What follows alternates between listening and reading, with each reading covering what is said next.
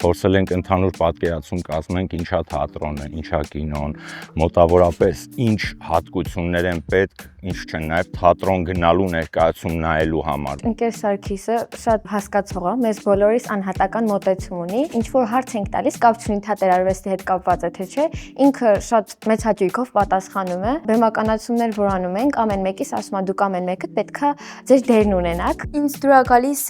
ուրիշ մարդկանց դերերի մեջ մտնելը, իրանց զգացողությունները արտահայտելը։ Նախքան աշխատարանի ես ավելի լարված էի խոսում, չէի կարողանում կենտրոնանալ եւ ինձ անհարմար էի զգում, իսկ հիմա ես ավելի շատ ազատ եմ խոսում,